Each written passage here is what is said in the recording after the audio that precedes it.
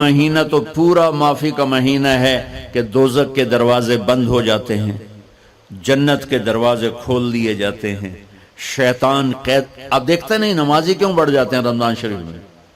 کہ وہ نامراد قید ہو جاتے.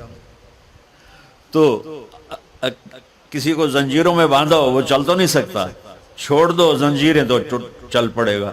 تو اللہ تعالی ہم سب کی حفاظت فرمائے. کوئی دعویٰ نہ کرے، لیکن جو تھوڑا سا غفلت میں ہوتا ہے تو ایمان کمزور ہوتا ہے، انہوں تو شیطان بن کے جامع نہیں دینے. جمعے جاواں گے، جمعے کئی جمعہ بھی نہیں پڑھتے، عید تے جاواں گے کوئی عید بھی نہیں پڑھتے. یہیں یہ ایک نگینہ سینما کے مالک نے بیان کروایا تھا اور اس نے بعد میں اس سینما کو گرا دیا. آج کل وہ کینیڈا میں ہوتا ہے. تو وہ سینمے کا جو تھا نا مینیجر، وہ میرے پاس آیا، کہا مولانا آج میں پہلی نماز پڑھی ہے. وہاں ہم نے مغرب کی نماز پڑھی. اس کے بعد بیان ہوا، بیان کے بعد وہ اتنا ہنگامہ ہوا کہ رش بہت تھا تو وہاں نماز پڑھی نہیں جا سکے. ہم نے کہنے لگا میں چل رہا تھا میرے ساتھ ساتھ، مولانا آج میں پہلی نماز پڑھی. میں نے کہا کیا مطلب؟ کہا جی یہی کہ آج زندگی دی پہلی نماز پڑھی. ہوگا راؤنڈ اباؤٹ 40-45 سال کا. میں کہا پہلی نماز؟ ہاں جی پہلی نماز. جمعہ پڑھے؟ نہیں کدی نہیں. عید؟ نہیں کدی نہیں. آج پہلی نماز تواڈے پیچھے پڑھی ہے. شیطان جب قید ہوتا ہے تو زنجیریں کھل جاتی ہیں تو نمازی بڑھنا شروع ہو جاتے ہیں. اس کے بعد جو گھٹتے ہیں نا تو شیطان کی وجہ سے نہیں، اپنی عادت اور سستی کی وجہ سے. پہلے 2-3 دن بڑا جوش ہوتا ہے، پھر اس کے بعد گھٹتے ادھے کو پھر نکل جاندے ہیں، ادھے رہ جاندے ہیں.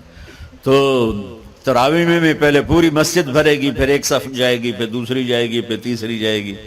تو بھائیو یہ رمضان آ رہا ہے، دیکھو میں ہاتھ جوڑتا ہوں، نماز 5 وقت سارا سال فرض ہے، لیکن روزے کی برکت سے کیا ہوتا ہے؟ شیطان قید ہو جاتا ہے تو وہ سارے بھاگے آ رہے ہوتے ہیں. اللہ سے مانگ لو اس رمضان میں کہ یا اللہ ایسی توفیق دے کہ موت تک نماز نہ چھوٹ. رمضان میں بہت سے لوگ رشوت لینا چھوڑ دیتے ہیں کہ نہیں جی ہن رمضان شریف آ گیا. رمضان شریف بھی تو آیا ہے لیکن اصل میں شیطان قید ہوا ہے تو اب کہہ رہے نہیں ہن رشوت نہیں لینی، مہینے بعد لواں گے. ڈنڈی مارنے والا کہتا ہے نہیں صحیح تولنا ہے، پھر رمضان تو بعد کٹھی کسر کر لواں گے. وہ کیا وجہ ہے پیچھے؟ ایک تو رمضان کی برکات ہیں، اور ایک شیطان کا قید ہونا ہے، اور ایک جنت کے دروازوں کا کھل جانا، دوزخ کے دروازوں کا بند ہونا، اللہ کے عرش کا پہلے آسمان پہ مستقل ڈیرا ڈال دینا، اور پھر اعلان کرنا ہے کوئی بخشش آنے والا ہے، کوئی معافی مانگنے والا ہے، کوئی توبہ کرنے والا ہے، کوئی جنت مانگنے والا ہے، کوئی دنیا مانگنے والا. آؤ مانگو. اور ایک فرشتہ اعلان کرتا ہے اے بھلائی کے چاہنے والے شاباش آگے بڑھ، اور دوسرا فرشتہ اعلان کرتا ہے اے برائی کے کرنے والے بس کر اور واپس آ جا، بس کر اور واپس آ جا. رمضان کا مطلب ہے جل جانا. رمضان کے لفظ کا مطلب ہے جل جانا. جلنے کا مطلب کیوں ہے اس میں؟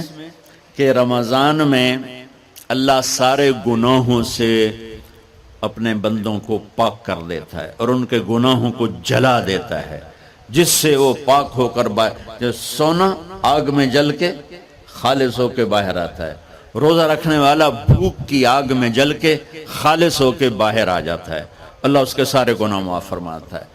جان نال سنیں، سب سے اعلیٰ درجے کا مسلمان، میرے نبی کا جواب، جو سارا دن مصلی پہ بیٹھا رہے، جو ہر سال حج عمرہ کرے، جو مسجد سے نہ نکلے، جو رات کو قرآن پڑھے، دن میں روزے رکھے. نہیں، سنو غور سے سنو. من سلم المسلمون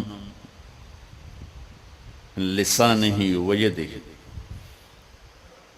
سب سے اعلیٰ درجے کا مسلمان فیصلہ بات کا وہ ہے جو اپنے مسلمانوں کو تکلیف نہ پہنچائے، جو ہاتھ اور زبان سے کسی کو تکلیف نہ پہنچائے، وہ سب سے اعلیٰ درجے کا مسلمان ہے. سبحان کیا بات.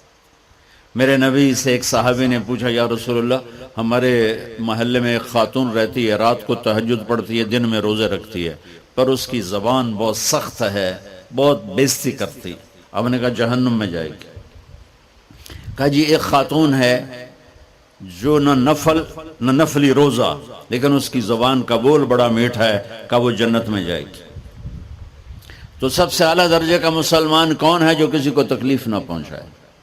پھر اس نے پوچھا ای الایمان افضل، سب سے اعلیٰ درجے کا مومن کون ہے؟